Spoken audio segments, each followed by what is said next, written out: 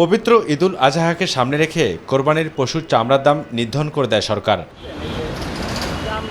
এবছর ঢাকায় গরুর লবণযুক্ত চামড়ার বর্গফুট প্রতি দাম গত বছরের তুলনায় সর্বোচ্চ ৫ টাকা আর ঢাকার বাইরে সর্বোচ্চ ৬০ টাকা বাড়ানো হয়েছে। চলতি বছর ঢাকায় গরুর প্রতি বর্গফুট লবণযুক্ত চামড়ার দাম নির্ধারণ করা হয়েছে ৫৫ থেকে ৬০ টাকা, যা গত বছর ছিল ৫০ থেকে ৫৫ টাকা।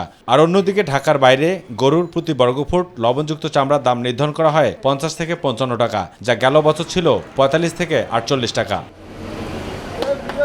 ২০১৩ সালের পর ২০১৯ সালে সবচেয়ে নাজুক অবস্থায় পড়ে চামড়া শিল্প। দুপুরের পর বিভিন্ন এলাকা থেকে চামড়া সংগ্রহ শুরু হয়। এবছর যারা কোরবানির চামড়া বিক্রি করছেন তারা কি বলছেন? সত্যি কি তারা সরকারি নির্ধারিত মূল্যে দাম পাচ্ছেন? আল্লাহ সন্তুষ্টির জন্য আমরা কোরবানি দিচ্ছি। এখন এটা তো এতিমদের হক, সরকার যে রেটটা দিছে উচিত, কিন্তু এই রেটটা অন্ততপক্ষে মেনটেন করা, কিন্তু এটা আমরা পাচ্ছি না।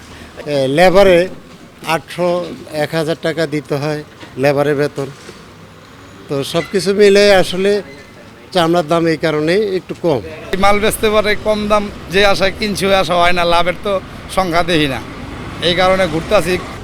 বাইরের আমগো ওই কেমিক্যালের দাম বাড়নে আমগো চামড়ার দামটা বাড়তেছে না। আর চামড়া বিক্রেতাদের এমন কথার জবাব দেন ট্যানারি মালিকরা, তুলে ধরেন নানান অসঙ্গতি। মালে বিভিন্ন জায়গায় বিভিন্ন মালের সমস্যা থাকে, এটা সবাই সব কিছু বুঝে না। হ্যাঁ, আর বলে মালের দাম কম, আসলে মালের দাম কম না। এই যে 30% 40% মাল একদম টোটালে বাদ যাইব, বুঝছেন? তখন ওইটা হিসাব করে আপনি দেখেন পর্তাটা কোন জায়গা পড়বে, এটা সবাই জানে না। এইটা হইলে মেন কথা, বুঝলেন? একটা ওই যে দাগ দাউদের মতন এরকম একটা হালকা হালকা দাগ থাকে। থেকে আপনাদের কোনো সংখ্যা আছে কিনা? না, লবণ পর্যাপ্ত লবণ আছে, লবণে কোনো সংকট নাই। আর এবছর কাঁচা চামড়ার কদর বেশি থাকবে বলে আশা প্রকাশ করেন সংশ্লিষ্টরা। অবু সৈয়দ অপু, মাই টিভি, ঢাকা।